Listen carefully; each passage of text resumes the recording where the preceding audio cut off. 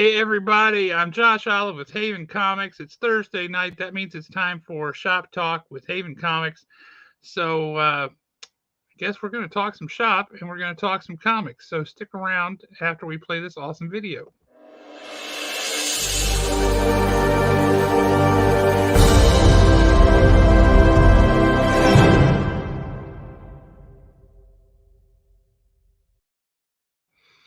As always, I'd like to shout out Nick Ellis for supplying that awesome intro video for us.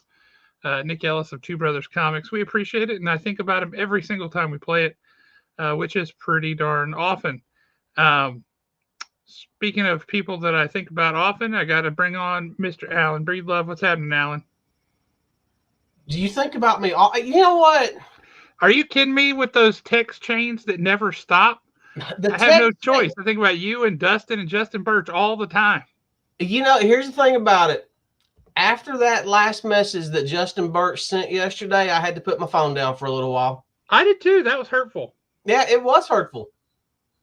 That was very hurtful. So, I mean, I jumped on their stream for a minute. I saw Justin. I teared up and I couldn't watch. Yeah. That was very hurtful what he said. You shouldn't ought to do people that way. Yeah, really. We got a big shout out we got to make tonight, buddy. I hadn't had a chance to tell you yet, but one of our guys is in the hospital. Jay Weird, you'll see his name pop up on here a lot. He's been in the hospital the past several days. He might be headed home today. That's the hope. But he had a scary patch there. And James, we're thinking about you, buddy, and hoping you're all right. So stay healthy. None of this hospital business. Yeah, love you, brother. Remember, we still got to get together and play D&D again. I just want to hear him laugh some more. That laugh, man. That laugh was hysterical. Yeah, that definitely owned me a lot like that night. I was about to say last night, but that night. So let's start off with a rumor. Rumors. I like rumors. Well, it was a rumor that picked up speed because it's picked up a lot of steam, actually. I had to start checking into it. But apparently there was a rumor going around that Alan Richardson was playing Batman in the James Gunn DCU. I don't even know who that is. Who's Alan Richardson? Reacher from Amazon Prime. Oh, no. He'd be a terrible Batman. I think he would be way too big to be Batman. I mean, that dude is awesome, but he is way too big to be Batman. That was my first thing, because if you've got a heck of a Doc Samson. Well, if you've got a Batman that big, how do you cast Superman at that point? Well, it's not even that. It's how does he fool anybody as Bruce Wayne? Honestly, I think he could pull off the Bruce Wayne. We know that I'm just saying from a lineup perspective. You'd be like, yep, that's Bruce Wayne. Yep, that's Batman. I mean, there would be no mistaking. Yeah, no mistaking whatsoever. Have you watched Reacher? I've seen the first season. I haven't seen the second one yet. So, I mean, as far as the physicality is concerned, he could definitely portray Batman. I agree with you. When you've got someone that big, how do you cast someone that big? Because, I mean, dude's over 6 foot, 240 pounds of solid muscle. Yes. I mean, they were giving his stats, and it's like, that's not a man. That's a beast. Yeah, he's a monster. But at the same time, I kind of want to see him as Batman now. I don't want to see him as Batman. I can think of other people I'd like to see him as. But Batman's not one of them. I mean, honestly, if they're going to go with a complete and total reboot, and at the end of the day, technically, this person is an alien. I wouldn't mind seeing him play Carter Hall. Now that I could see. And the reason why I say technically at the end of the day, he's an alien, that could really explain his size over everyone else. For that, just make him Martian Manhunter. Yeah. But I'm thinking on the Marvel side who he might play. Um, pure size and build, I think I would have to go with Colossus. See, I Um, was picturing him as a juggernaut or a rhino. yeah, I don't know if I could really picture him as a villain. Hey, we've got folks watching, but nobody's commenting. Let us know who's on here, man, so we can talk to you guys. Yeah, or so basically what we're talking about is the rumors of Alan Richardson playing Batman. Even he had to come out and address the rumors saying, "Hey, look, I'm not playing Batman, but I would love to play him." The more I thought about it, the more I would like to see him as Batman, but who Ah, one of the co-conspirators is here, Alan. yeah, I see a Nick. Oh, poor Nick. You Poor know, Nick. yeah, poor Nick. Ran into Nick last night. I see Nick every Wednesday night. We got this thing going on Wednesday nights. Yeah. We see each other for a few minutes, and man, I'm telling you, Nick, I could see through, like clean through some of it up there. Saw the wall back behind your head. Oh, you know how to hit him where it hurts. Wow, that's like shots fired right there, man. Well, I'm standing there talking to someone, and I knew Nick was over sitting on the couch, and I was going to go over and talk to him. I didn't want to just be rude and walk off from this person because I do consider this person a friend. And standing there talking, and the bug is standing beside me, and I see Nick like in the corner of the couch, thinking that he, with his phone like this, thinking that he's being inconspicuous. And no, it was blatantly obvious the phone was pointed right at me. And then what made it even better was when he tried to be sneaky, his flash lit up all. So is that what that weird picture was that he sent last night? That it was just like some kind of surrealist art painting? Yeah, he was. I don't know if he was trying to zoom in on my shirt or my head or what that actually was. Oh, wait a minute. What? What? Yeah, he told That's the me first I've about heard of that. how sick he was and everything. And then he came to the dance thing so he could just distribute that. Is that what happened? Well, no, he's actually feeling a lot better. So I guess after 8 days, Nick, how much weight did you lose? That's the real question. Oh, Nick, I know that you probably have not been up to the shop because you were out of town. He has not, and we've missed him. I want to say it's 11 or 12 of Fist of the North Star. The cover is absolutely gorgeous. I should have brought it tonight with me so you could see it. Absolutely beautiful. You're going to love it when you see it. I have to admit that was a pretty slick looking cover. Yeah, that was. The reason why I started getting those Fists of the North Stars is because that's the first time I've ever seen them in hardback like that. Yep. And they have done such a really good job that once the entire series is done, which I think it's going to be, I want to say 31 hardbacks or something like that, and we're only on like 11 or 12. It's going to display so nicely. It really is. I agree with that. I think it's going to look beautiful on a shelf. I mean, it's a great story. I mean, I saw the movie when it came out a billion years ago. I've read the story before. I've always enjoyed that particular story. So, question for you with manga: All right, when you put it on the shelf, do you put them 1, 2, 3, 4, 5, or 1, 2, 3, 4, 5? I put them 1, 2, 3, 4, 5 That's what I thought. instead of 1, 2, 3, 4, 5. I thought you would. Yeah. Left or right? That's what I would do too. I just wondered if some purist in you made you go right to left with anime or manga. No, I'm not a stickler like that. Now this is really bad. I used to be such a stickler for some things that I had to have everything in alphabetical order, and I had to have it all grouped per the company that published it. I think all of us go through that phase at some point. It was bad. I mean, I had to have everything, and I still have one set of comic books. I want to say it's probably around 11 or 12. Oof. Yeah. Maybe in upwards of 15 boxes. That is nothing but Image comics, and they are in the proper order from when they come out and everything. And it was all for the stuff from the 90s.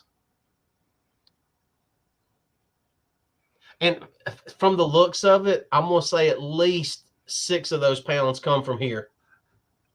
Dang, man. It was looking thin, Nick. It was looking thin. It might have helped a lot if you'd have combed it. Like, start working on your comb over now. Wow. You are hitting hard, man. Well, Justin will not come on here, so I've got to take my frustrations out on Nick. Yeah, what did we do that ran Justin off? I don't know. Is it just because he owes us pepperoni rolls and he ain't brought none yet? What up? What up? We got 2 people watching and they're brothers. We got 2 brothers. Hey, that's pretty awesome. That's all we need. Yeah, Nick, Nick, honestly, all joking aside, you do need to get back on the horse. There's some really good titles out right now that I think you would enjoy. I think you and Dustin both would really enjoy what's going on with Fantastic Four. What Ryan has done with it. Quick moment. I don't have the books up here, but Comic Chiropractor, I just got some books back recently that you had worked on for me. And I was wondering how that stacked up to how the grades stacked up to what you thought they were going to come back. It's pretty cool. There was a God, what all was in that stack of books? I'm not the only one that's swinging for the fences tonight where Nick is concerned.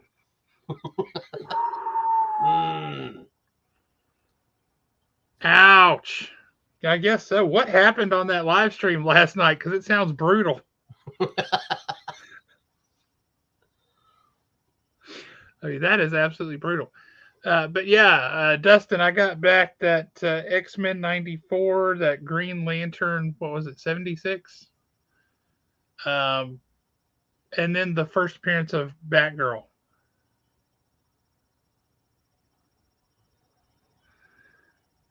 One of them came back higher than I thought it was going to, and I don't remember which one. I think it was the X-Men 94.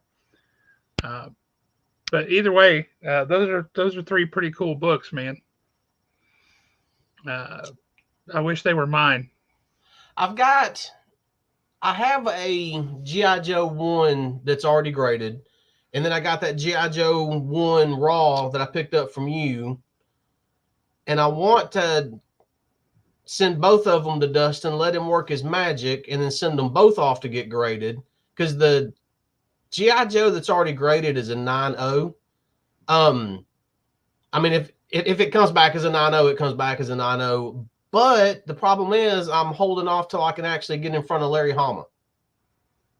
Because I want both of them signed. So I'd have to get Dustin to press them and clean them first, and then just kind of sit and wait until I can actually get somewhere where he's close by and I can drive. I'm hoping, fingers crossed, you won't have to drive very far. I'm hoping too. I'm really, really, really, really, really hoping that we're going to get some more comics guests at the expo. I got to tell you, I'm pretty excited about having James O'Barr there. Creator of The Crow. Yep. Oh, what's happening, Nate? Good to see you, man. You're on just in time because we're about to start talking some comics because Alan has been way, way, way, way behind with his reading. Yes, I have been. He's getting caught up. I think I've got my stack down to about right in here somewhere now. But what I did was I grabbed several books that I've really enjoyed over the past few weeks. I was trying to read in some type of, read in order of when everything came out. That just was not working because I was kind of getting antsy. Yep. Wanting to get caught up on certain stories. Yep. But these right here are books that come out a month ago and one that I think it come out last week. So I mean, I got a little bit of everything in here, and these are just ones that I've really enjoyed. And the one that I've actually enjoyed the most, which really surprised me, I think number 4 come out last week. I've got to look to see. I should have it at home, but that was Batman Santa Claus Silent Night. That was a surprisingly fun story. It's been really fun, and I like the backstory they gave Santa on how he actually came to be. But one of my favorite, actually, my 2 favorite things about the book is every time one of the heroes meets Santa, it's like they automatically turn and look at Batman and go, "You know Santa Claus?" And then every time he meets one of the heroes, he calls them by their real name and the address of the house they grew up in. Yep. Which I thought was just hysterical. It's a great touch. And this is only 4 issues. If you want just a fun, quick read and some really, really good art, and to be honest with y'all, when you get in and you actually see, which I'm going to show y'all what he looks like, I would not mind it if DC turned this into a yearly Christmas An annual thing. I agree. Because this is a Santa Claus that I would actually follow his story. I'm trying to get to where he actually gets introduced and you see him, so y'all can see what he looks like. No, come on.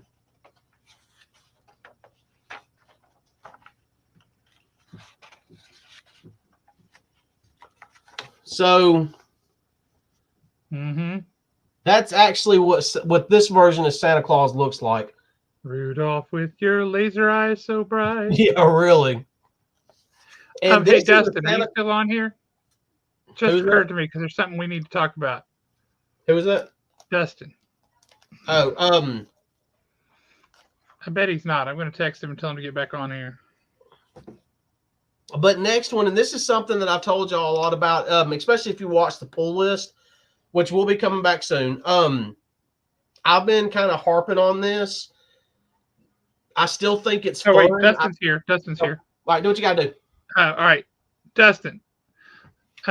You might see an uptick in DC comics here shortly that may or may not be reparable.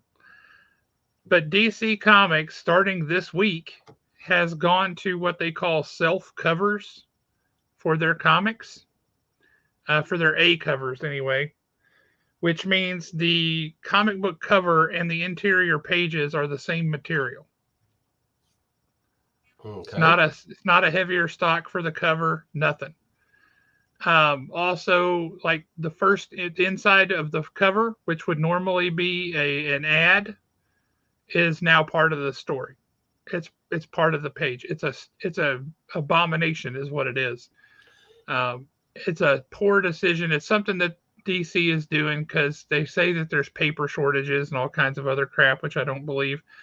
But these comics, we have seen it. Retailers all over the country have seen it. They are very, very difficult to keep in good shape. So comics from this month coming back at 9.8 might not be as easy a proposition as it should be. So you might have some work cut out for you there. Just wanted to give you a heads up on that.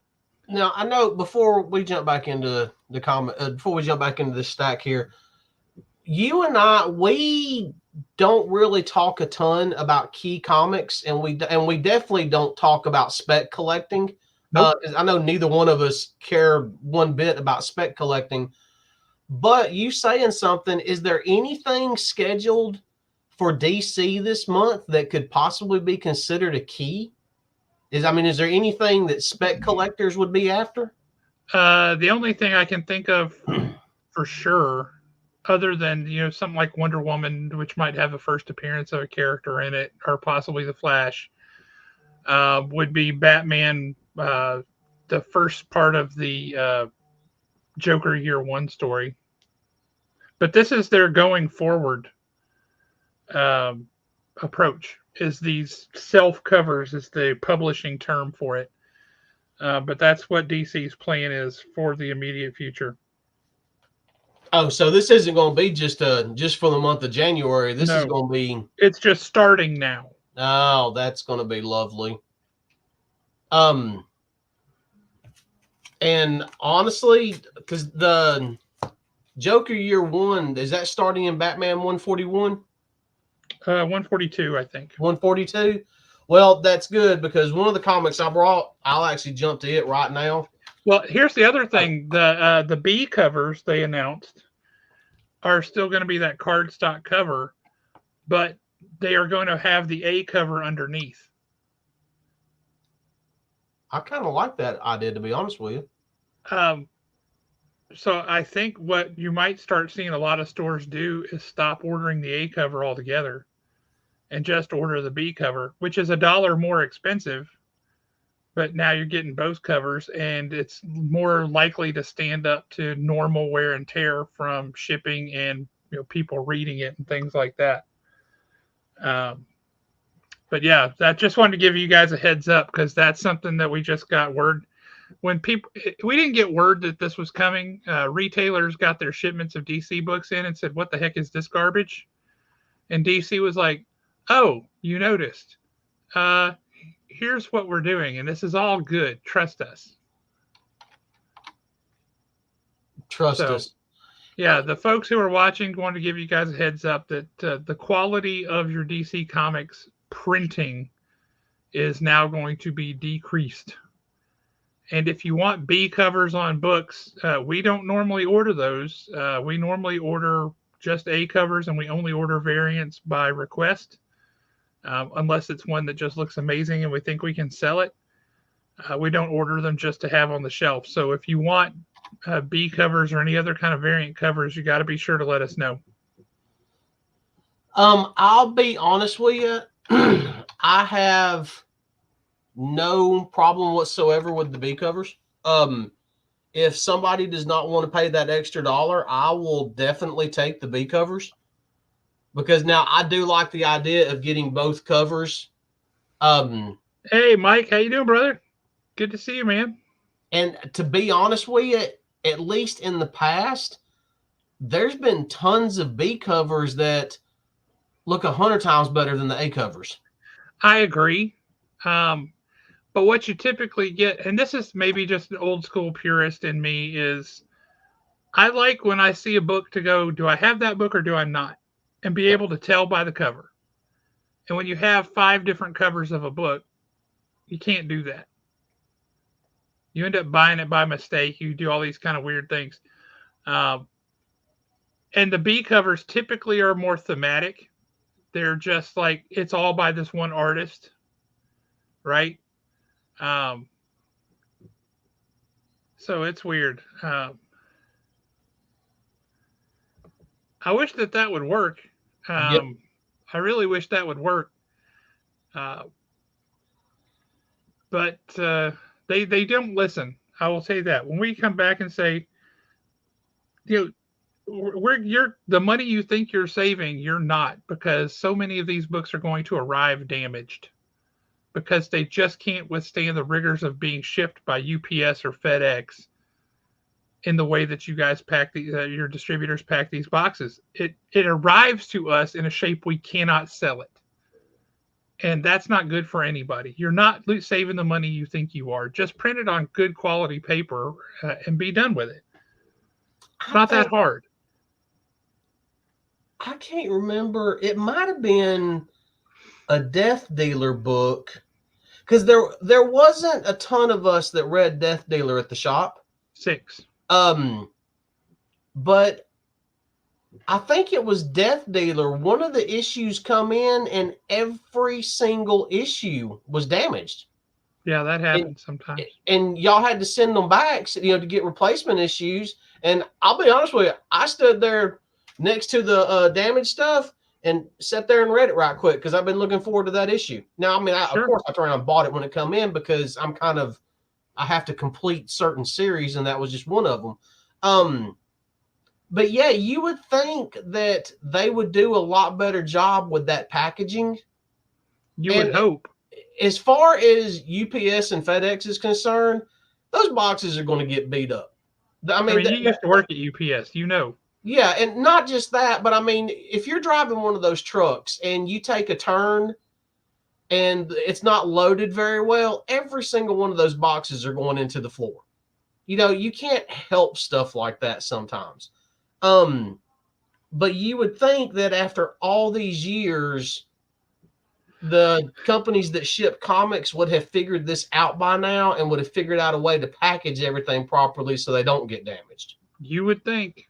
But that's not happening It because is absolutely not. And when they make the paper quality just keeps getting worse and worse, um, that doesn't help any. I would rather they just go back to the old newsprint paper and have a decent cover on it, honestly. Uh, but they keep claiming that there's shortages of this and there's shortages of that. They don't seem to affect any other industry, and they don't seem to affect any other publishers. So I find that strange. Uh, but well, yeah, so, during the shutdown, weren't they screaming about paper shortages and everything else? and I get that during the shutdown when the shipping lanes were all blocked up and you had boats sitting on docks for months at a time and nobody could move. Um, that's Havenites. I like it. Yes, we go boldly forth into the haven, the depths of haven. But you Nick, know, even during that time, Image did not let that affect their quality and what they were putting out. they did not.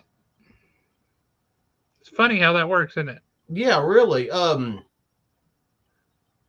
Honestly, I think Marvel, especially Marvel, they need to start working on their titles. They need to start putting some more effort into some stuff because if they don't, you're gonna have. And this is just my personal opinion. And once again, if you get your feelings hurt or any anger issues and you feel a need to fire off a hate mail, just send that to nick@twobrothers.com. There are certain people that are going to buy certain books and read them no matter what. Now, even if it is absolute garbage, they're still going to read it and proclaim it's the greatest thing ever written. Well, I will tell you, we got a lot of people who are suddenly very excited for the end of the Krakoa storyline for the X-Men, and they're like, "Hey, sign me up! I want to read it." And I'm like, "You haven't read any of the books the past 5 years, but suddenly you want to read that?" Okay. Maybe they just want to see it finally come to an end. Maybe. I mean, I could understand if they were like, "Okay, I want to start with this From the Ashes when Tom Brevoort takes over as the editor on the X-Men." And they kind of relaunched the X-Men a little bit. Yeah, I'd be interested in seeing that. Maybe that's a good jumping on point. But this Krakoa thing is such a hodgepodge mess. It's very tough to keep up with. And I mean, when you start a storyline, so let's jump back. The original two that Hickman did, the two Pox and miniseries, Pox, yep. Yeah, they were fantastic. I mean, they were excellent. They were so good. And then for some reason, for whatever reason, it was the ongoing series started and they went straight into the trash. Well, they launched with 5 titles right out of the gate, and then they expanded by 3 or 4 within a couple of months. There was absolutely no way to keep up with it from day one. It was too much. And then as far as the story was concerned, to me, it kind of become confusing. Are the X-Men good guys? Are they bad guys? What does going into battle really and truly even mean anymore? Because even if they die, they're just coming back the next day because they've been birthed by some type of alien pod invasion of the body snatchers thing. Mm-hmm. And to me, when they started this whole storyline that basically the nutshell version, without going into a ton of detail for those that you have not read it, their consciousness is basically backed up in Professor X, and then he re-downloads them to another body. They get endlessly cloned. There's no more dying. Yeah, to me, they're not even. There's no consequence. Yeah, they're not. So there's no. Once there's no consequence, then there's no point. As if it doesn't matter what happens, then who cares? Their story doesn't matter. You have Yeah. to have something on the line. You have to. That's why when you play cards, you have to ante up. You have to put something in the pot. You have to stand to lose something for it to be meaningful. And in stories, if there's no consequence, then there's no point. Yep. Um, that's kind of my issue when DC said that they were going to this whole non-canon, everything goes storytelling in their universe now. Mm-hmm. Was now there's no consequence. If I don't like that Batman got his hand bit off, then when I take over the title, he's just going to have a regular hand, and none of that ever happened. Yep. You know what? I never liked that they killed his parents. I'm just gonna. That's not gonna happen. You know, that's called an Elseworld story. I You do that to your heart's content in an Elseworld story, but there needs to be some canon and some continuity of things that happen because those things are the consequences. Yep. And without it, it doesn't matter. Well, okay, so here's a question. Where's it at? I got it in here. I'm jumping ahead. I'm jumping straight to this book right here. Wonder Woman issue number 4. Mm-hmm. This was a really good issue. It was a good issue. It was kind of a sad issue. Mm-hmm. But at the end of it, we do have a little more of, John, Damien, and Trinity. The little John and backstory. Damien, yeah, in the back is the secondary story. And this is one of the few comics that I've enjoyed the secondary story because I'm wanting to know more about Trinity. Where did she Damien teaches her all the bad words. Yeah, now that was funny right there. But they're supposed to be babysitting her in the Fortress of Solitude. Damien was apparently working out. John is apparently watching the monitors, and they're not paying attention to Trinity. But John makes a comment in it that I was like, well, wait a minute, that doesn't make sense. So John, Damien, and Trinity are, to me, and I could be wrong in the way I'm reading this, they're sometime in the future. Maybe, not the distant future, but they're somewhere in this funky little, they're either a couple of years ahead of continuity, or maybe they're a couple of years behind continuity. I got the impression they're a couple of years ahead, personally. But he makes a comment. John says, basically that the Justice League are out of the dimension right now because Earth 17 is being invaded by Earth 42. There is no Justice League. So are you telling me that Justice League is getting ready to come back now? Are you telling me that the Titans, are they going to change their name to Justice League? I don't think so. We kind of need to. Now, that was one of those things that I may be one of the few people that got that nitpicky and picked that out, because I did find it funny that one Earth from the multiverse was invading another Earth from the multiverse. So a third Earth has to step in. But yeah, as soon as it said the Justice League, I was like, wait a minute. There is no Justice League anymore. Yeah, but yeah, I think it's been pretty clear that they're not in the current continuity, because who is Trinity in the current continuity? Have you met her in the current continuity? No. Nope. We've never seen a pregnant Wonder Woman. Now, also, I don't think Wonder Woman's her mother.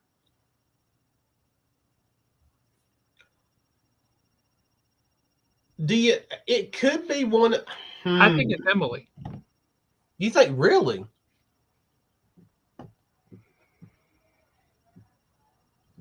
Now that could be an interesting twist. I think it is. So I think that's all part of why she's kind of flipped a little bit. It could also be why Wonder Woman's trying to track her down. I don't think Wonder Woman would know at this point. But now, didn't King and them say that they were introducing Wonder Woman's daughter? So, could it be one of those where Emily dies and Wonder Woman raises her? She could be adopted daughter. Yeah, that's what I think. That would be nice. I don't think she's Diana's kid. Because then you don't even have to explain father or anything. Mm-mm. But I was really hoping for Diana, how did this happen? And Bruce pop up and say, well, Clark, there was a night in the Batcave. You know, I don't know if you remember that one time during Dark Knight's Metal when Wonder Woman and Bruce Wayne were in that far planet for thousands of years, just the two of them. yep. That's when it happened. Yeah, that's when it happened. That would have been a perfect time for it to I mean, happen. it was thousands of years. I mean, come on. I don't mind, my phone's going crazy over here. But let's jump back on Wonder Woman for a minute. We're on issue 4. This has been an extremely wordy series so far. It's been fantastic. But yeah, it has been so good. The writing has been great. The Art has been plotting has great. been great. The artwork has been superlative. It throws me back. It's better quality writing wise, but it feels like one of those big event books from the early '90s. Yep. And it's sustaining. It didn't like hit with a bang with the first issue and then just fall off. I mean, we're 4 issues in now, and it's still just exuding awesomeness. Yeah, every time the book comes in and you actually get it in your hand, it feels epic. Mm-hmm. I mean, it's Tom King is doing a really good job with story and everything. Yep.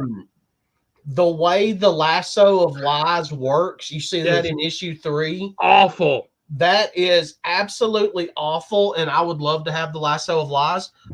What I could do with that. Oh, you're not the only one. I love the fact in issue 4, basically the Sovereign is in the Oval Office with the president, and the president respectfully declines to do something, and the Sovereign respectfully reminds him, we don't assist, we tell you what to do. And what does the president do? He gets up, goes over, drops to one knee, and kisses the ring of the King of America. I mean, that whole Sovereign, the King of America, that's actually turning into a creepy little character. Oh, he's awful.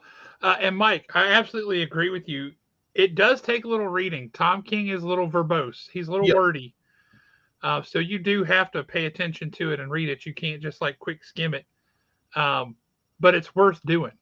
I think the key is it's absolutely worth taking the time and putting the focus on it. It's a great book. Yeah, the story, and this is one of those, the story he's telling, he's got to be wordy. A little bit. There's really and truly a lot going on with this story. And I don't even pay attention anymore. This is one of those books where the $4.99. Wait a minute. Which finger is it? It's that finger. Yeah. The $4.99. This book is worth every penny of it. I mean, you get your money's worth on this book alone. Agreed. And there's a lot of books out there I don't feel like you're getting your money's worth, but this is not one of them. Yeah, I mean, I can't wait to see what the long-term goal is with him. What is the end game with Wonder Woman?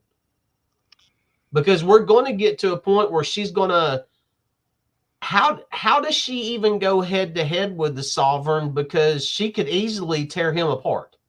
I mean, he's an old man. Mm-hmm. Albeit he's a creepy old man, he's still an old man. So there's got to be somebody somewhere lurking in the background. Will the Sovereign possibly convince Emily to go against her? That's a fight I wouldn't mind seeing again. Oh, no, not at all. I mean, that was the way that was written. What was it, issue 2? Yes. How when they fought in the arena on Themyscira? Yeah, that was issue 2. Yeah, I would love to see that fight again. With a more grown-up Diana? Yeah, I mean, and everybody says, well, it's Wonder Woman, she can't be stopped. Well, here's the thing. The way he's written Emily and what little bit we have gotten of her, I feel like Emily is Wonder Woman's equal. Oh, absolutely. I mean, we haven't gotten a ton with Emily, but what we have gotten, well, you saw it in that fight, right? Yeah. Yeah, I think they're on equal footing, or close enough that it doesn't matter, right? Yes, Bill, I saw that. I can't remember if I brought Green Arrow tonight or not. Oh, Yeah, Bill, Green Arrow was originally supposed to be a 6 issue limited, and then they said, okay, we're going to change it to 12. But I think sales are so good that they want it to be an ongoing, and that's the new model, by the way, that they plan to follow. Is if it does well as a mini and they can stretch it out, and then people continue to want it, then they'll make it an ongoing. But they're not really going to be announcing new ongoing series very much anymore. I think that's a good model to go with, to be honest with you. I wish they would stop writing for a dadgum trade and start writing stories again, and you would get an entire story in one issue. That's what I wish. Uh, honestly, with the Green Arrow, I mean, I agree with you.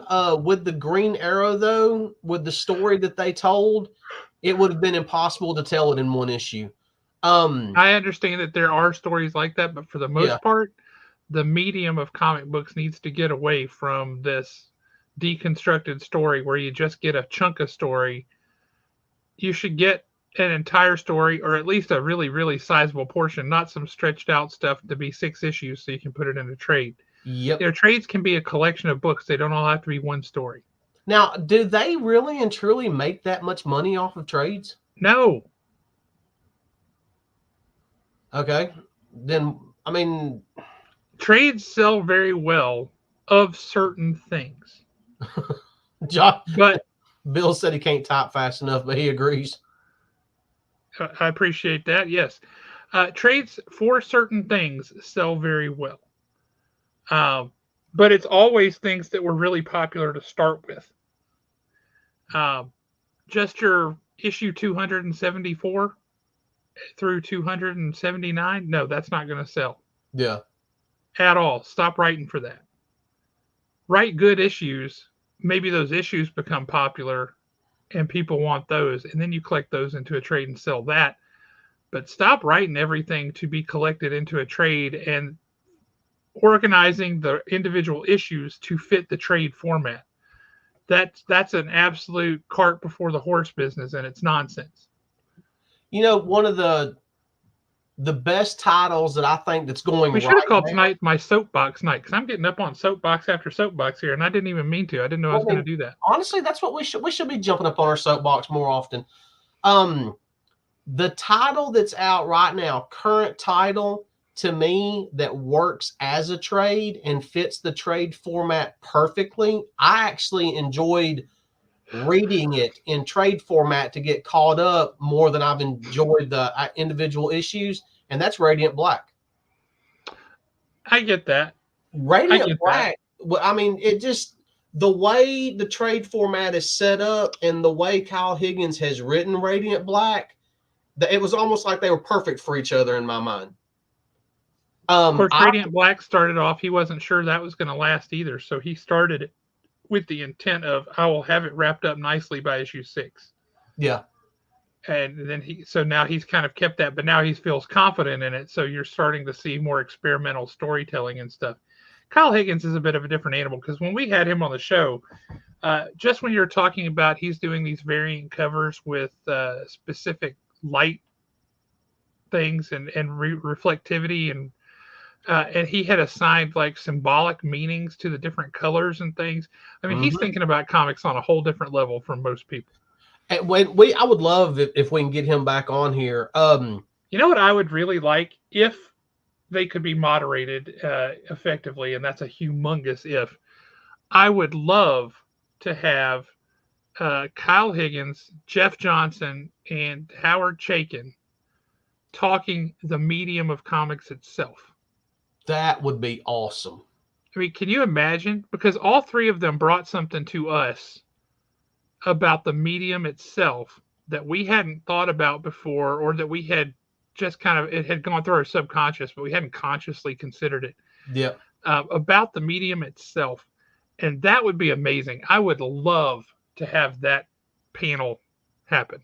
Well, I mean, it's just an email. Well, the worst they can do is say no. And I'd settle for 2 of the 3. And Yeah. it doesn't matter which 2. I mean, it would be awesome to have all 3, but I'm like you, I'd settle. I mean, I'd settle for 2 of them. I would really like to get Kyle Higgins back on. Me too. I kind of want to wait until the end of No One, though. Yeah, I mean, because we're definitely going to talk about no one, but one of the things about Kyle Higgins that I would like to talk about, and you made the comment about it, was Radiant Black was set up to wrap up in 6 issues, Mm-hmm. because he just didn't know. I kind of agree with going it that way, but the reason why Radiant Black has worked, in my opinion, is because it is completely and totally character driven by two characters, Yep. and that's Marshall and Nathan. When the whole thing of who's going to be Radiant Black, it was like, yeah, I voted for Marshall online, but the more I read, it was like, well, man, I kind of wanted to be Nathan now. Because I mean, he's written two characters that could easily have their own books and have two totally different powers, just the way he's written them. Kind of like Snake Eyes and Sean Collins. Yeah. Oh, you got to bring up Snake Eyes. Let's go ahead and talk about it while we got Bill on here right Let's quick. do it, Bill. You're gonna have to strap in, buddy. Yeah, strap in, buddy, because we got to talk here for just a minute. G.I. Joe issue number 302. First of all, let's start with what you're holding up right there. Andy Kubert doing GI Joe covers is glorious, Yep. and that cover right there, oh man, oh Now, man, that is fantastic. You got the characters, you got them carrying the body, you got the whale hovercraft. Fan freaking tastic. That cover makes me very happy. so when I picked this up at the shop, Tom Price was at, because he doesn't read G.I. Joe. Not I everybody don't. does. He was asking me, who is, one looks like Snake Eyes and the other looks like Snake Eyes. Who are they? I, Ha! And he said, "Correct, sir." I was like, yes, that's who they are. So I did like that little touch that we've got current and old Snake Eyes on here. I'm enjoying the story of Zombie Serpentor more than what I thought I would. I thought I was gonna hate that, but I'm enjoying it.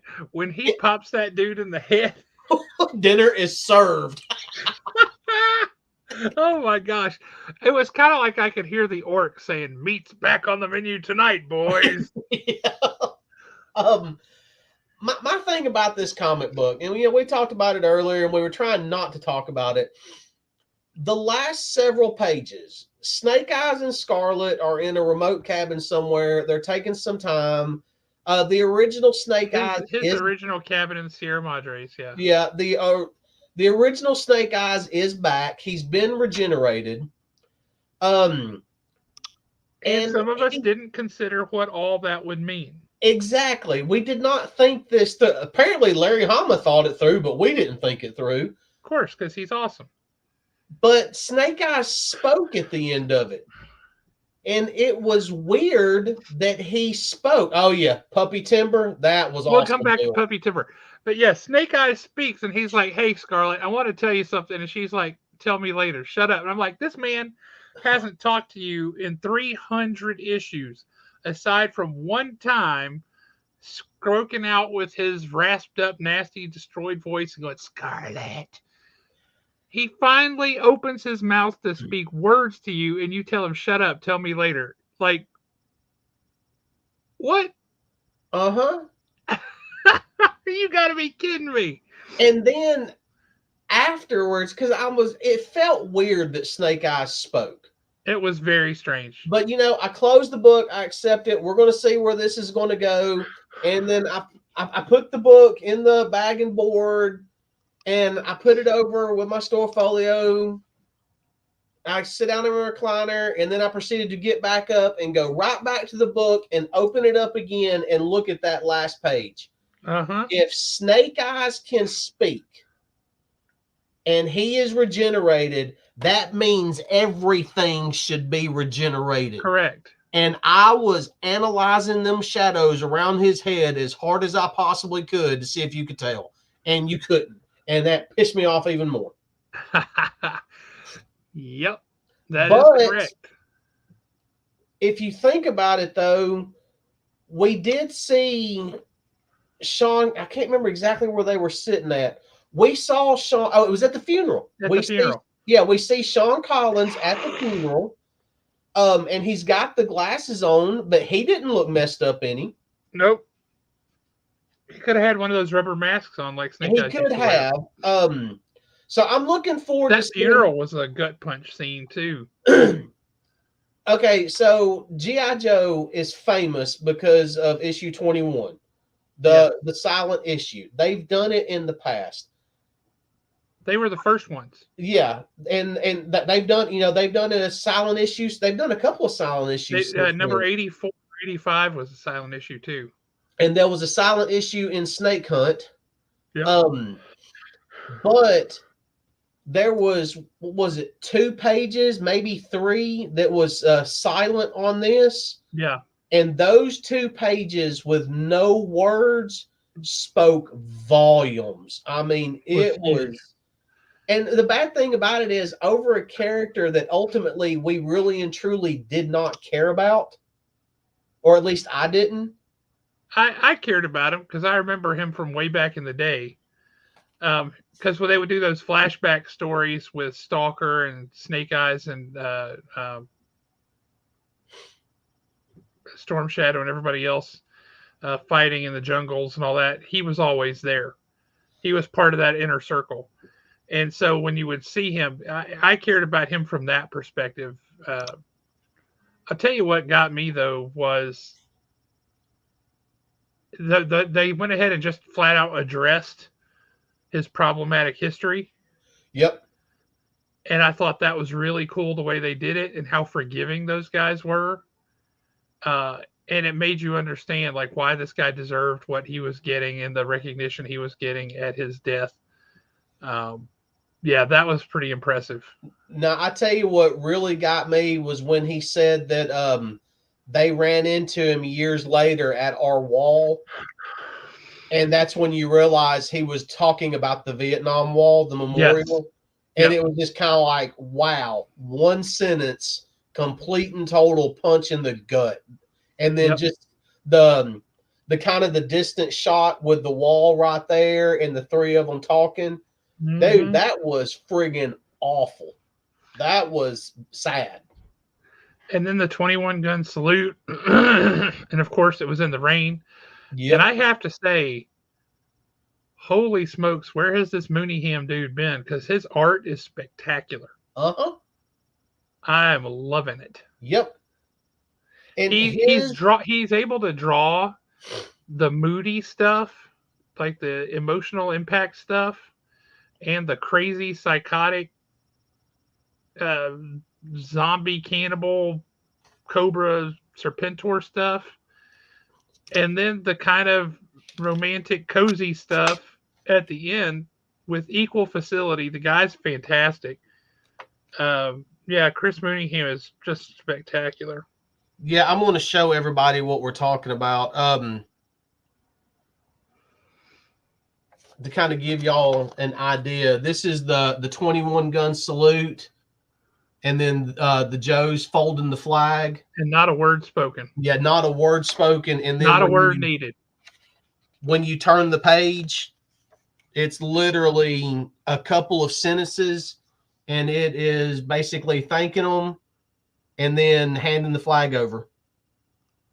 But then you jump, and was he? Yeah, here we go. Zombie Serpentor. There's a better shot of Serpentor Khan. Yep. Yeah. But then we also jump, and here's the last page. Well, no, that's the sneak peek of Duke. Go to the next to last page and show Baby Timber. Well, that's funny because that was actually the one that I flipped. Because that's the best. Timber is, for anybody who doesn't know, Snake Eyes has a pet wolf. Guess what? It's Timber Wolf. But when the wolf brings him her pup, like, oh my goodness. Yep. But then you've got, like these moments here where, they're laying there. And that right there is where Snake Eyes speaks. I'm one of those types that I want the art to fit the story. Uh-huh. And there are certain art forms or certain art styles, I should say, that I don't necessarily like. And Department of Truth is a really good example. I Oh, don't preach. like I don't that. like it either. I don't like that art style, but it's perfect for the story that they're telling. Mm-hmm. So I can go with it. This guy, his art style is meant for G.I. Joe. It's meant for, yes, we're dealing with G.I. Joe, but a little more realism. He actually brings out emotion with his art style, and there's not a ton of artists that can do that in comic books. This dude is awesome. Not anymore. Yeah. So yeah, if y'all haven't figured out, we kind of like issue 302 just a little bit. And Bill's absolutely right. The scene where Cobra Commander is like, okay, guys, gather around, all ye Cobras and your families. So we kind of got exploded on Cobra Island with a deadly mutant transformation bomb that turned all of your relatives into zombies. Sorry about that. Also, we're pretty sure they're coming here to take over Springfield. Um, what do y'all think we should do? That was a great scene. But it was also when they were screaming out the names of their family members. What about so and so? What about so and so? And even Cobra Commander stops and goes, "Hey, I'm going to get to all this. I'm going to get to these questions." Yep. What's up, Hey, Blue? Blue Hellion in Nebraska. What's happening, man? Yeah, I really enjoyed GI Joe when it was with IDW. IDW, I did too. I have nothing against the run at IDW, but GI Joe needed to be at Skybound. It needed to be with this team they have now. It's I mean, what this. do you suppose the difference is? Because it's really Larry Hama's the drive. He's the engine driving that whole train for Real American Hero, right? Yep. So what's the difference between IDW and here? Because it does feel different, and I don't know if that's just because the art style is different. I enjoyed the art plenty on IDW's run. Yeah. No. I mean, it had some great art. I think because now it honestly, and it's the same thing with Transformers. I think it breathed new life into both franchises because the people that are in control of them now are actually fans themselves. Maybe that's it. I don't know why. I get it for Transformers. I get it for Duke. I get it for Cobra Commander. But GI Joe: Real American Hero is still in it's the same universe, the same everything that it was at IDW, and that it was in Marvel before that. But it does feel different. I think a lot of it has got to do with Mooneyham's art style. And I'm going to go out here on a limb, and you tell me. But do you want? Do you need a zombified Serpentor con? Because I would buy that action figure.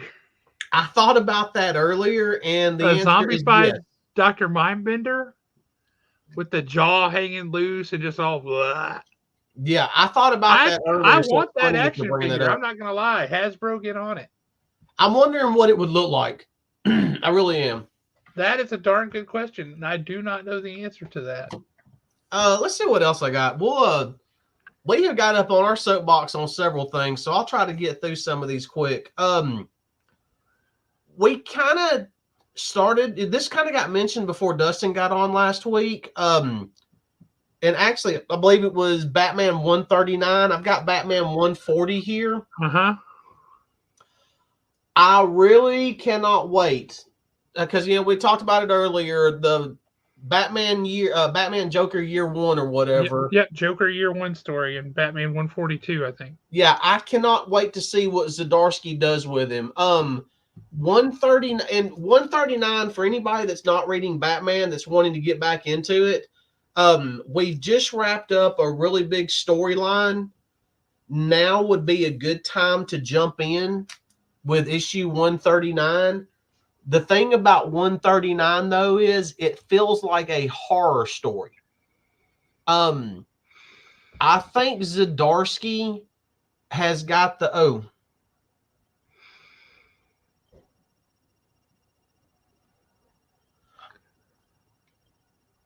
I don't.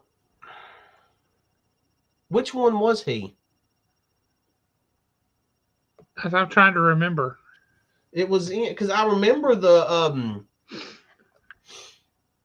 Let me think about it and get back to you because I remember it getting mentioned in there. But Zdarsky doing a Batman Joker story, that's got the potential to go real dark real quick, especially if we're going year one. Well, I think it's supposed to be the 3 or 4 issue run is the Joker year one. I'm curious as to where and how he's going to tell that story. How does he do that? Whose point of view is it coming from? Is it straight from the Joker? Because if so, you can't trust it. I would like to see it done as a cold case that they knew he was involved in, but they never could prove it. That'd be really cool. I'd dig that. And then that way you kind of get it from maybe even do it from Barbara Gordon's point of view, as like say she's researching it for him. I would love to see Oracle's uh, an Oracle focused story like that. I would love that. Yeah, I think that would be really fun. Like maybe Batman's on comms or something. You're going to get your Batman, you're going to get your Joker, but do it through her eyes because she's researching this cold case for Batman. I think that would be cool. Yep, I do too. Next up, and we'll hit a couple of these quick, and then a couple we're going to need to maybe talk about a little bit. But I had mentioned these earlier, and I do bring them up a lot on the pull list. Speaking of which, when is the pull list making a comeback? Hopefully next week. That's Yay! What I'm hoping for is next week. Depends on what I can get done this weekend, but I'm thinking next week because you're going to see a lot of these comics are newer than a month old. What I'm about to show next. But I did want to bring this one because they just started a new story arc. This is a book that works perfectly with the 6 issues then done. And then wait, more like say the Mad Cave and the AWA format. But believe it or not, it's Alien. We have another Alien #1, but we're back on the ice planet. We're finding out more about the ice planet. This actually takes place roughly 12 years after the last story we just finished. You do not need to go pick up those issues unless you just want them. It does a really nice job, kind of getting you caught up where you're at.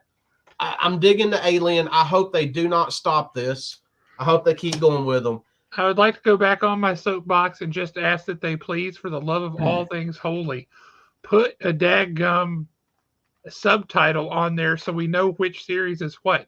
Starting over with a new #1 every month or two, every 6 months, is impossible to keep them in any kind of logical order in the back issue bins, and it's a nightmare. I would like it if they did something like Alien Book 1.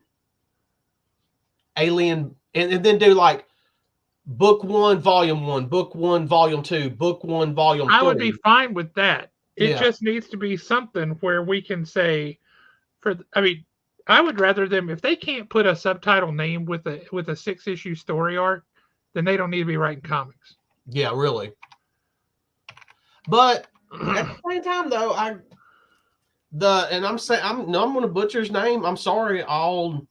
Chalvet, he's done a great job. Yeah, Declan Shalvey's good. Yeah, he's done a great job. That's an editorial decision. And an editorial needs to be kicked in the butt. Yep. So soapbox put back away, I guess. Soapbox put back away? For a few minutes, anyway. All right, for a few minutes. This one, I don't think you're going to be able to jump up on your soapbox. We might see about that. Well, I know somebody that would definitely chime in if he was not watching, if he was watching tonight, but we know he's off playing Warhammer more than likely. No One, issue #7. Oh yeah, there ain't nothing to jump up on a soapbox about on that one. You're right. We were So close. this close at the end of issue 6.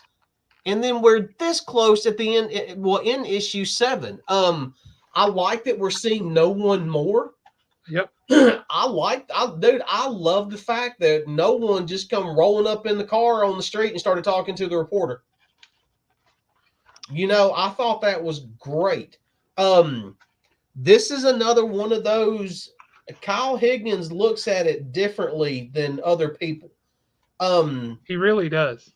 My question though is, maybe I missed something, but whose car was that at the end of it that the copycat killer's mask and gun was in? Did it even say? I don't think so. Because I had the same reaction. Like, who just got set up? And I think that's the cliffhanger. Well, it definitely worked.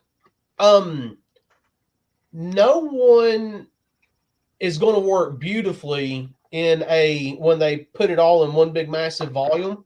Oh, heck yes. Honestly, I would love to see like an Amazon Prime or a Netflix series of No One. Yep. It would be so good, and that's one of those that And I'll be honest with you, that's one that you could film a live action series of, no problem. Yep.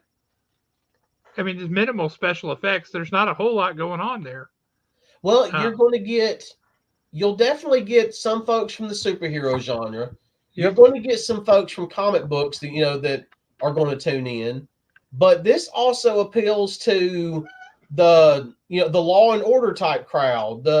Anybody who likes a true crime kind of thing. Yeah, true crime stuff. A good mystery kind of thing. Yeah.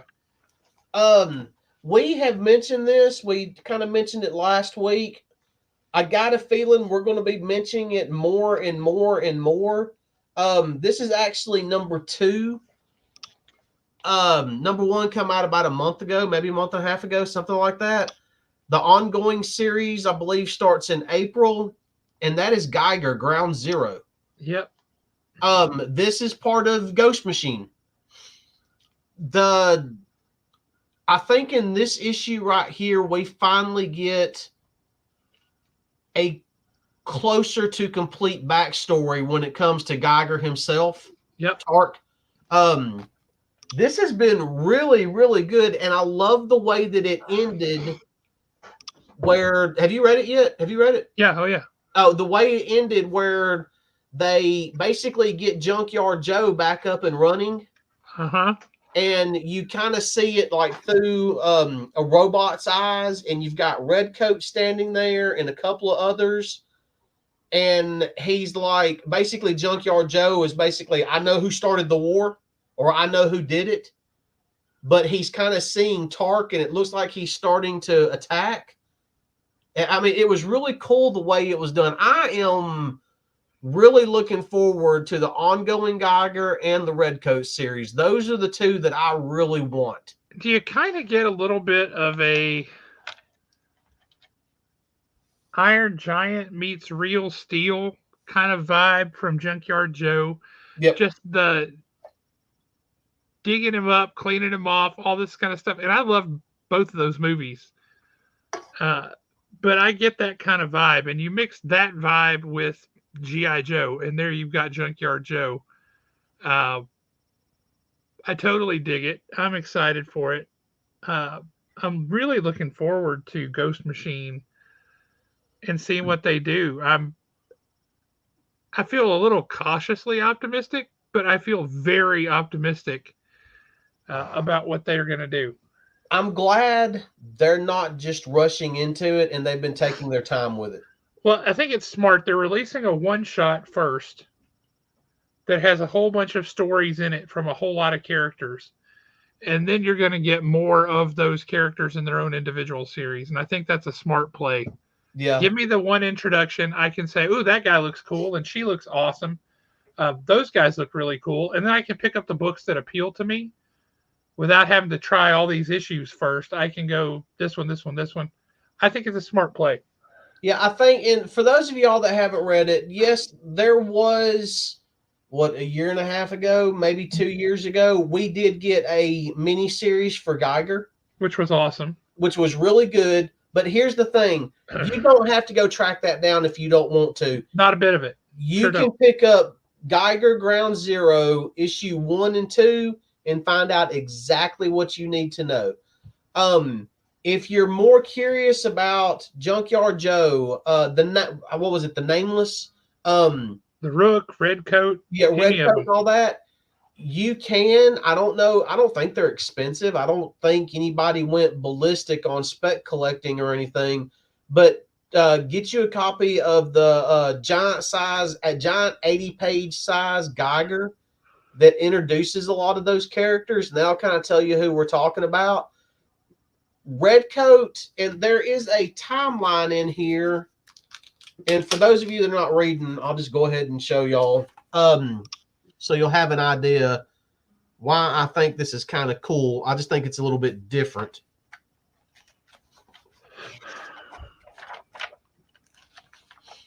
Because we get the unnamed, not the nameless. But we get a timeline in the back of when these people started showing up. And Geiger is pretty much 25 years from now. You know, what's going on. But the thing that I really thought was cool, I'm trying to turn it. Come on, where you at? Right there. Yep. Red Coat becomes immortal. Okay, how? Why is that so important? 2 words, and you literally piqued my interest so much. And then this one. The monster is made. Yep. 1944. What happened? Something nuclear, I bet. Don't you be doing that. Sounds very Hulkish to me. 1776, Red Coat becomes immortal. 1944, the monster is made. That's 2 wars right there. Exactly. I didn't think of it in terms of those other dates, but are the other dates wars? Yeah, I'm kind of... Pull it back out. Let's look at it. Are the other dates wars? Well, let's see. Oh, come on. Oh, and guys, they do not skimp on the paper or anything when it comes to the. They don't have a shortage. Yeah, there's no shortage. Their books getting printed at the same place as Marvel and DC's, but they don't have a shortage. All right, so we have 1776. 1776, Red Coat becomes immortal. Then we have 1864, the Northerner begins his hunt. 1864, Civil War. Yep. I believe you're right, Josh. 1944, the monster is made. 1972, Junkyard Joe comes online. And we knew Junkyard Joe was Vietnam. Yep. 1997 is American Window X has her revenge. 1997, was that was after Desert Storm. Yeah, so that had to 1997. That wasn't when Black Hawk Down happened, was it? Might have been. Or right around there somewhere. Mogadishu and all that, maybe. Yeah, that entire incident in Somalia. Okay. Then it literally just says present day, the first ghost is captured on film. 5 years from now, the unknown war erupts. And then 25 years from now, Geiger walks across America. They're all centered around some kind of war. Yeah. And they're all leading to the unknown war. And then the aftermath of that. That's not creepy at all. Yeah, and it is, let me just go ahead and, we've already dug this deep into it. Might as well. Let me just go ahead and show y'all to kind of hopefully get y'all hyped up some. This right here is pretty much how it ends. Tark is still, basically he's found a way to control everything, the rods. We get a really good explanation. But then we jump to the epilogue of Junkyard Joe. And you're thinking, okay, look, how is all this working out? But when you see it through Junkyard Joe's eyes, there's the characters. Yep. There's Tark. There's Red Coat. I don't know who that is in the center. Right. I'll be on. Is that Rook? No, Rook's a woman. Oh, well, then there's an error in I think Rook's a woman. all of the. Well, I know they do a. I'm about to find out because there's kind of a couple of ads in here also. Yeah, it looks like Rook. I think this might be Rook. Is that who you think is Rook? Hang on just one sec. I'm on another page.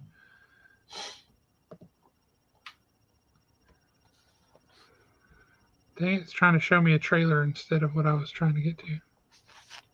Anyway, go ahead. Yeah, that's her. Okay, so that's Rook. All right. She looks awesome, by the way. She really does. That's a really good design. We've got Rook. I mean, there's something about like Black Panther and Snake Eyes and Midnighter all going on with her. Yeah. Which makes her kind of awesome. Although, wait a minute.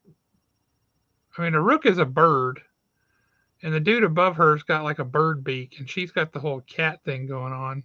Well, see, a Rook, I think of a Rook in chess. Right, but a Rook is a bird. Okay. But okay, so we literally, and this is our timeline that we need to be concerned with right now. January 2024, we will get Ghost Machine #1. I am recommending picking that up. I did order some extras. I didn't go crazy on it, but I did order up some because I anticipate that being a fantastic book. Yeah, I'm suggesting people pick it up because we're about to get some new characters, and it's not just new characters. It's new characters by some of the best comic book creators that are out there. Yeah, Jeff Johns, Jason Fabok, Brian Hitch, Ivan Rice, Francis Manipool. I mean, these guys are good comic creators. They know what they're doing. Now, there is one name on this list that kind of shocked me. I did not know that he dove off into the comic book world. I know that Brad Meltzer? Yes. Oh, no. He's written comics before. Yeah, so he's also written a ton of all kinds of books. Yeah, all kinds of books. He even had a TV show for a while. Yep. Where they were kind of tracking down urban legends and conspiracy theories that involved America. I can't remember the name of it. So I'm kind of looking forward to seeing. I hope that he's the one that's riding the red coat, but we'll just kind of have to wait and see. But yeah, Geiger does not start until April. Actually, none of them really and truly start until April 2024. But the one shot comes out this month. Yep. So if you just kind of want to check out some new characters and kind of see what's going on, I'm highly recommending Ghost Machine. If anything, I think I can all but guarantee you that you're going to get a nice looking book that will look nice in your comic book collection. And at least one story in there you're going to like. Do what? I say, and at least one story in there you're going to like. Next up, and this one's not old at all. Come out, I believe, might have even been last week. Dawn of DC Superman issue #9. I like what Josh Williamson is doing with Superman. Have you read this? No. So basically, with the events of issue 8, Superman does stop the chain, but he ends up with kryptonite poisoning, and they've kind of got burn when he pees. Yeah, really. They kind of got him on some type of like life support thing where he's just getting, it looks like blasted with radiation, trying to get it to work out of his system. And Lois is sitting there and she's reading letters that have been like get well letters that have been written to him. And I mean, it was kind of sad, but then when he does come out of it, one of his first words was, I remember so-and-so. I remember what happened to his brother. Remind me to write him a letter, thanking him for writing me. He heard everything. It was very sweet the way it was written. That sounds like it. Superman is becoming more and more character driven again. As it should be. Yeah. I mean, this Dawn of DC thing, Josh Williamson is knocking it out of the park. Night Terrors accepted. Yeah, if you wanted to jump on the Superman title, I think now would be a good time to do it. You could actually grab, I think, 7, 8, and 9, and that would be the entire. Actually, the Chained is wrapped up in this one. So even if you just wanted to pick up 10, 10 is going to start a new story arc. We do get Marilyn Moon Knight in here, Marilyn Moonlight. That's kind of a cool character. I can't wait to see more of there. But that was. I'm really digging Superman, and I have not been able to say that about Superman in a long, long, long time. I I'm haven't been digging that able to say title. that since I was like 10 years old. Yeah, it's. I mean, it's good again. I'm That's not. exciting. That makes me really happy. I'm not going to jump up and down screaming Superman is back like I did with Fantastic Four just yet, but we're very close to Superman being back. You know how you see things, speaking of Fantastic Four, you see things periodically um, where you go, boy, I hope that's true. You know, Yeah. honest, I really hope that's true. And I saw something the other day that said that the upcoming Fantastic Four movie is going to lean heavily on what Ryan North is doing. Oh, now that would be the smart play. Oh, I hope that's true. Yeah. Are you And guys reading the Beast World series by Tom? Oh, the Titans Beast World. I have Uh, not read it. I've got it in my pile. I read the first one, but I haven't read past that yet. Definitely going to because I give Tom Taylor the benefit of the doubt. But I'm reading Titans, and that's going through the whole Beast World thing. So I kind of feel like I need to read Beast World too. Yeah, I kind of whatever it was, Brother Blood, whatever he ended up becoming, Yeah, Brother Eternity or whatever. I feel like I might need to read it because of that. But at the same time, I've got so much to read right now. You know, that you do. I don't need another event series. I just need comic books. It seems like we have to have an event all the time, and I'm kind of getting tired of events. Just give me my books. You know, I I could not agree with you more. don't.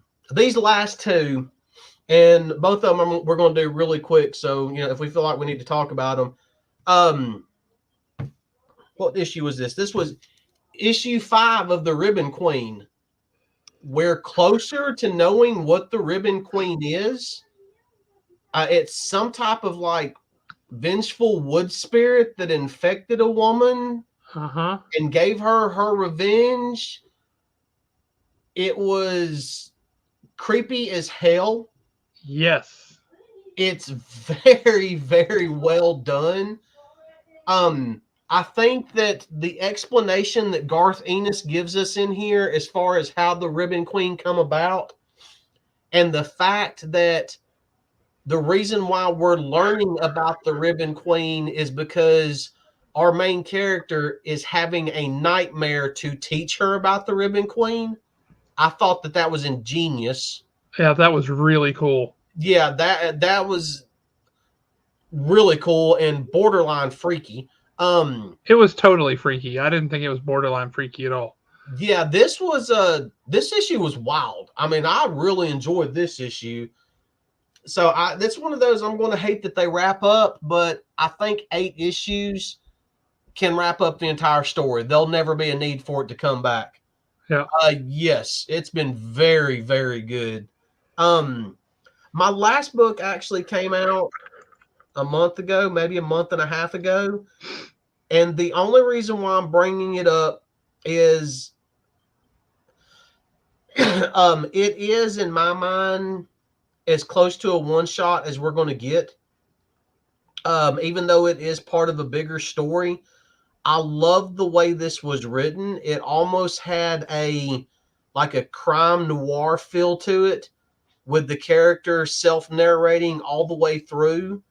I thought the art was fantastic.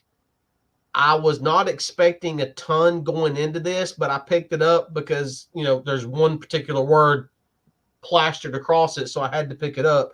That was Gang War, Daredevil #1. And it is all about Elektra.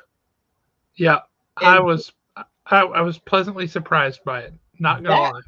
it was a fun read. I really enjoyed it. Like I said, with her basically self-narrating all the way through, it just kind of had that crime noir feel to it. The fact that she's going to continue honoring Matt's legacy, and at the same time, she knows where Matt's at, but she's going to leave him alone basically until he's ready. Yep. Even she talks about they have a complicated relationship. Well, you have to be nuts not to recognize that. I Yeah, mean, and I mean, we all know. Now, here's my question, and this is where we could argue semantics. Technically, Elektra and Matt are married, yes. but he died. Till death do us part, Till right? death do us part.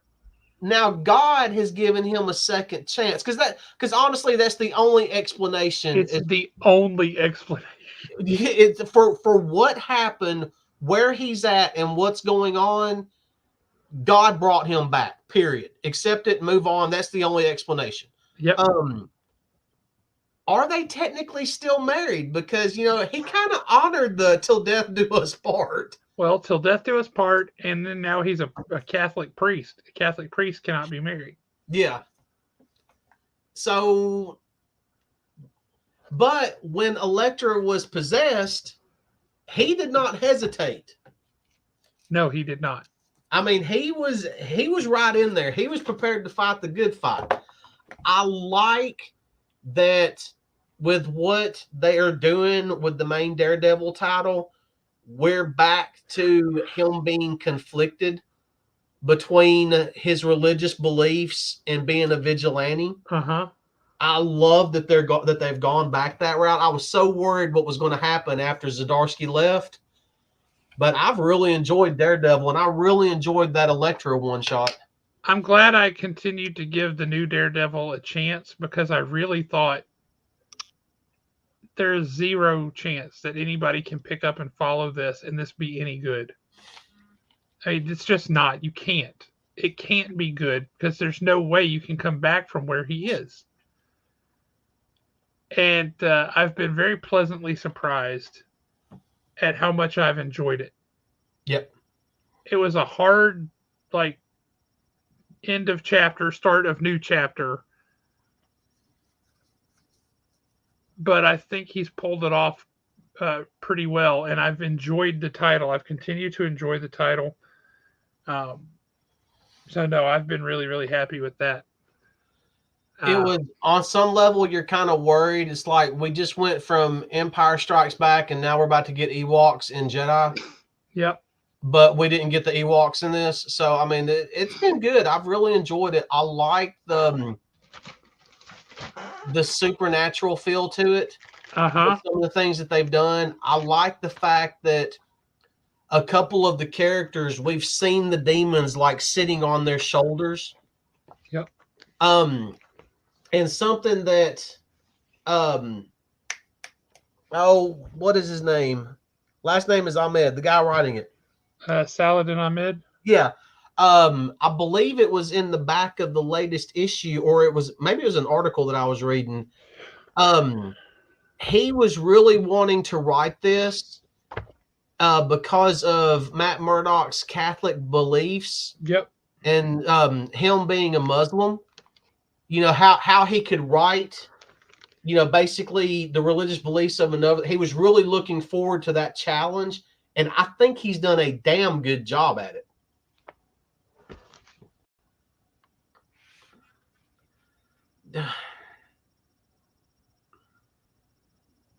I don't know if we need it anymore. Did you read this? No, I did not. I mean, was it any good? Yeah. Yeah, it was really good. So, who do you think this is on the cover? In Big and Me. I honestly thought it was Bishop. It is not. Who do you think that is behind him? Doom. It is not. Really? I thought we were looking at some type of twisted future version of them. Oh, you're looking at Twisted Future versions, all right, but not of them. Really? That is Luke Cage. Oh, wow. That is Moon Knight, Huh. but not Mark Spector.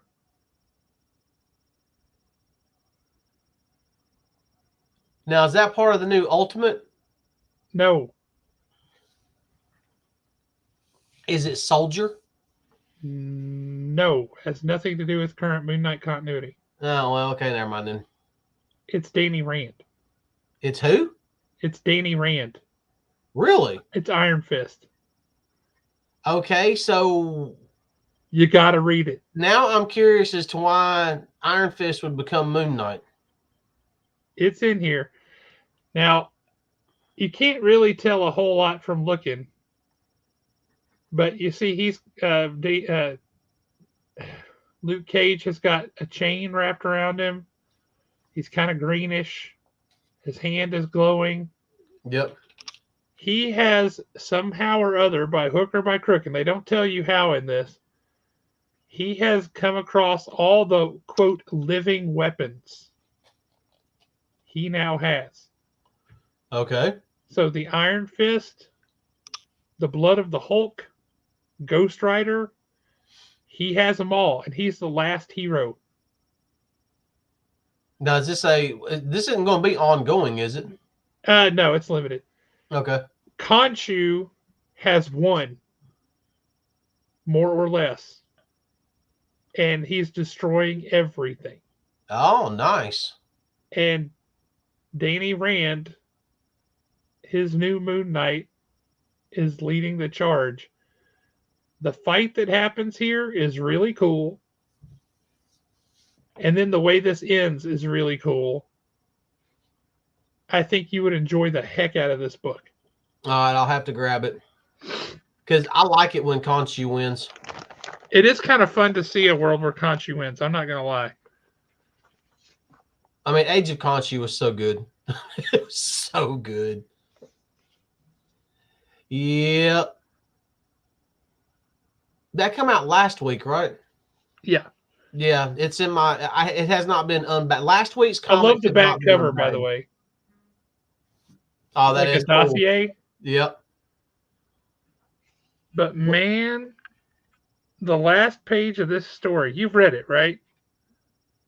No, I have not read it yet. You haven't read Duke #1 yet? No. I wanted to hurry up and get through 302, and then I got to digging, and I noticed that I guess for whatever reason I didn't get Transformers 2 and 3. So I'm gonna pick them up tomorrow. You need Transformers #2 because it is a predecessor to this. Yeah, I was gonna grab the 2 second and 3 print tomorrow. actually has Duke on the cover of Transformers #2. But I tell you, one of the nice things, and I'll try to show you the one page without showing you the last page of the story. This page, you see all that text? Yeah. That is a letter to us from Josh Williamson. Oh, I've already seen the last page of Duke because when I did the short for it, I looked at the last page. Yeah. They want to find Duke and they want to get him, so they're sending in two of the best, Stalker and Rock and Roll. Heck yes. I love that they're keeping it like the original team, at least so far. Yeah. Right? That's fantastic. Dude. See, I've still got to get caught up on Detective Comics, but Detective Comics to me is one of those that you can read in a batch. Yeah, you can read in a batch and you kind of need to. Fine.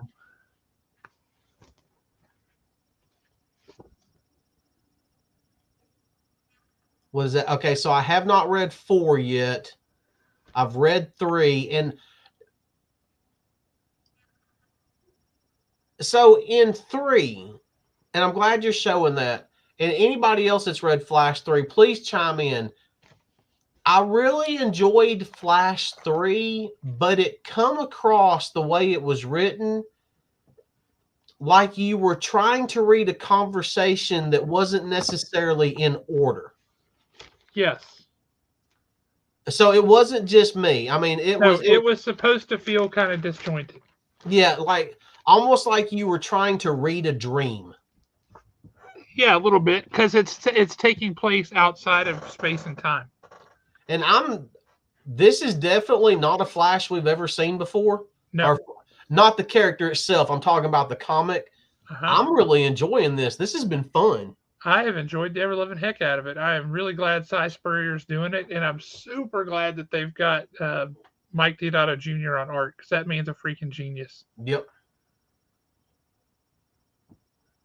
No, that makes me quite pleased. Quite pleased.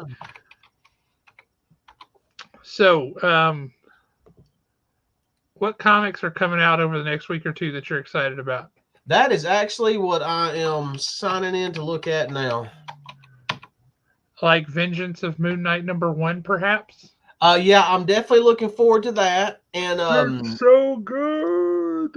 There is a particular comic book that I believe that come out actually this week.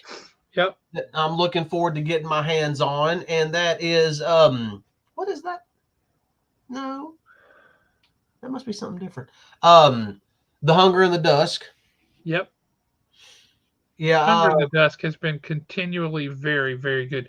Did you get how caught up are you? I'm kind of tell me what you got in mind. I'll tell you if I've read it or not. Well, the kind of stunner reveal at the end of the last episode, last issue of Hunger and Dusk. Uh-huh. The last issue was what? What issue was the last issue? 5, I think. Hang on a minute. Let me go back to this. And so issue 5 come out this week? Or last week. Whatever it was. I think it comes out. I think it's this week because you kind of get to cheat just a little bit. Well, I'm talking about the issue before then.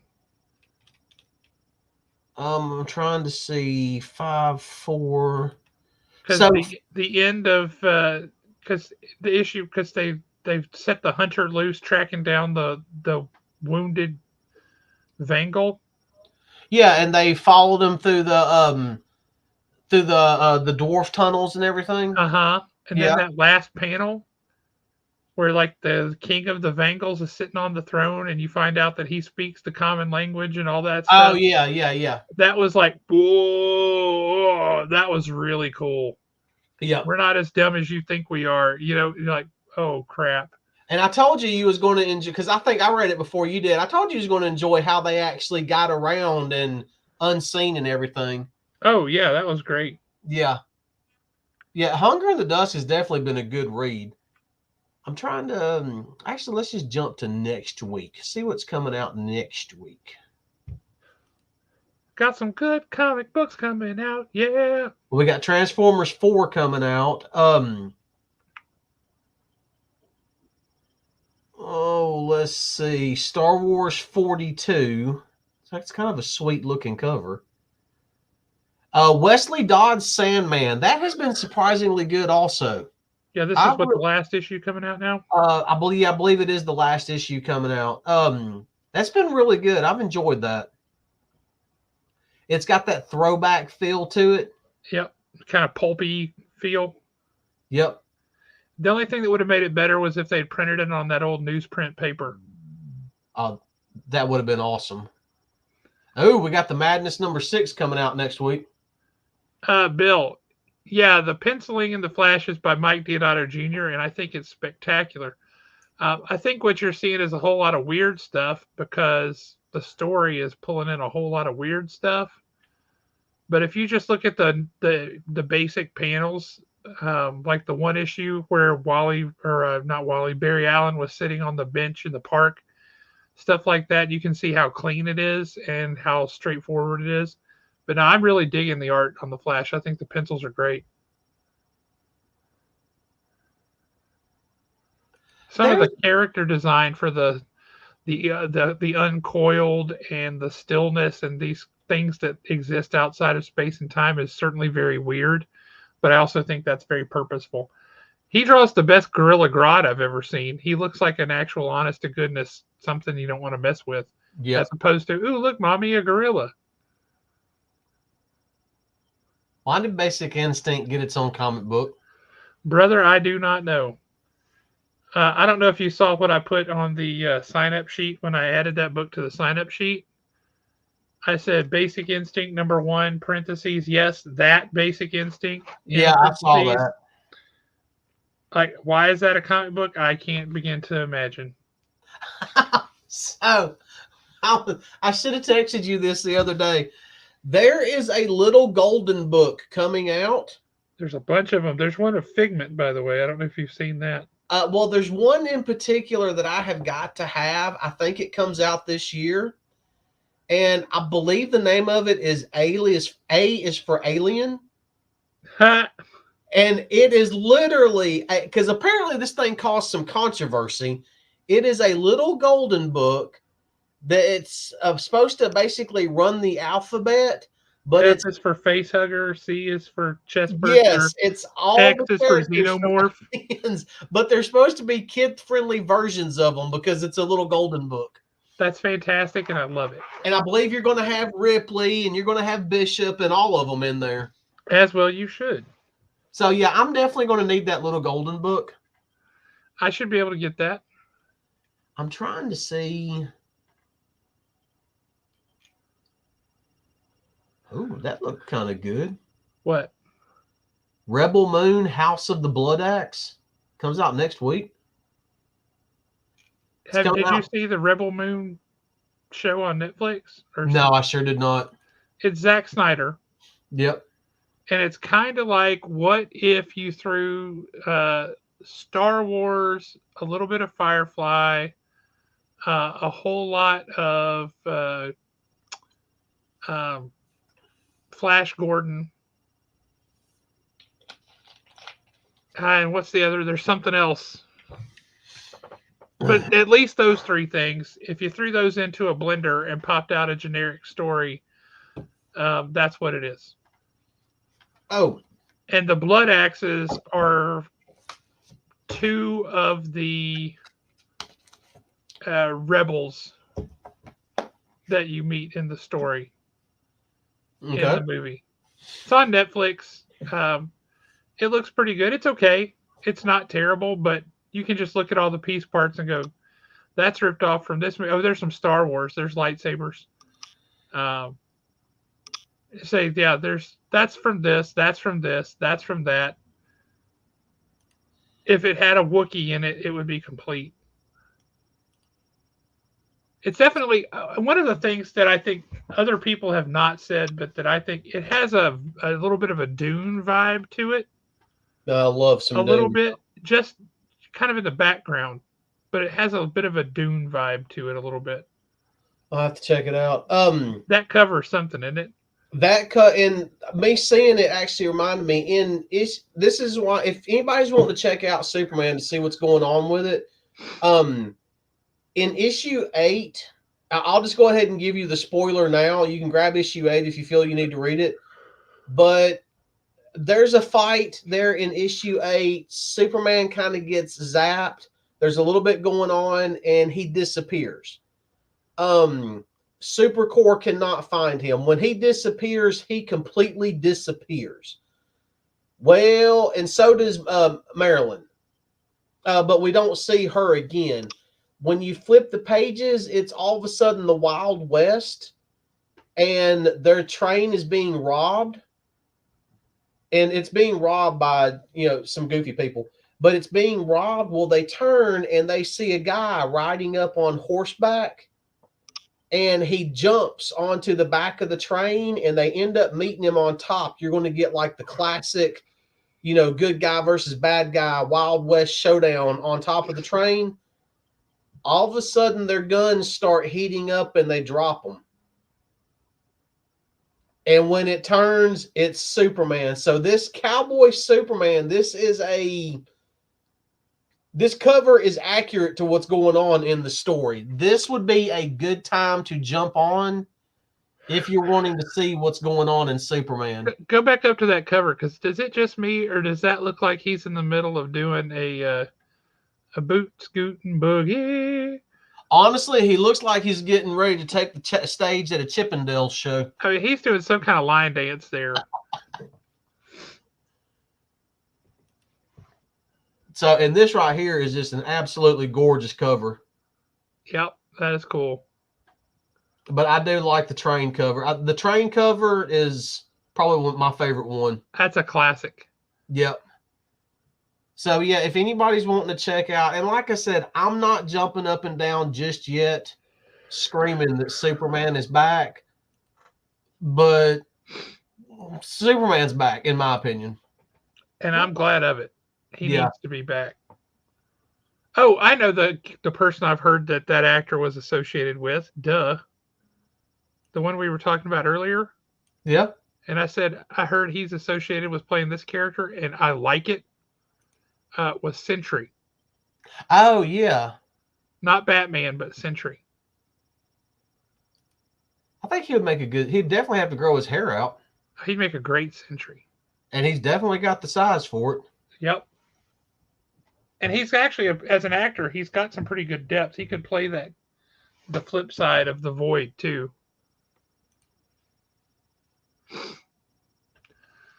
But yes, so full circle. I finally remembered who that actor I saw that he was going to be playing.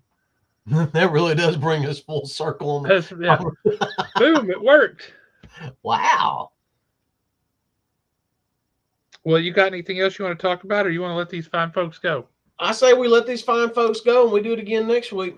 That sounds good. I am talking to a couple of different people, trying to get schedules lined up to bring some guests on the show that I'm really excited about. So, one of those guests, just so you guys know, 7 minutes still up here. Please tell me it didn't go away. Because I like referring back to it. Yes, is the artist who did this.